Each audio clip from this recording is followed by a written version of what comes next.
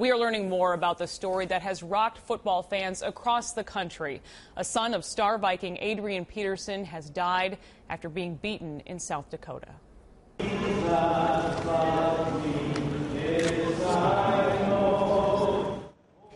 It's what brought these people together tonight in Sioux Falls, a vigil in the little boy's name. The 2-year-old died today after he was taken to the hospital Wednesday evening. The boy's mother's boyfriend is accused of causing his death. Susan Elizabeth Littlefield shares the message Adrian Peterson has for his supporters.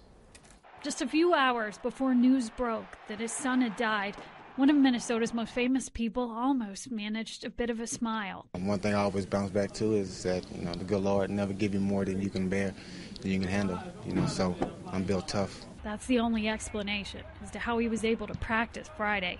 He didn't know he had a son in South Dakota until a few months ago.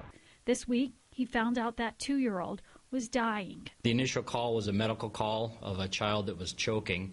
Officers arrived and found the child was unresponsive. Officers say what they found was that the boy's mother, whom Peterson once stated, had left the boy with her current boyfriend, and he had beaten the child with a rod. As you can imagine, this is a travesty, an absolute tragedy, and the parents and extended family are suffering greatly. Investigators say that man who hurt the child had a past. He'd been convicted of beating another girlfriend's child. Peterson didn't want to talk about the details, but tweeted about the kindness he's received. He wrote, "God bless you and thank you for your support." Aside from prayer, he says he needs focus, as the game he's known for being so strong at strengthens him. Football is something I always fall back on. It gets me through tough times.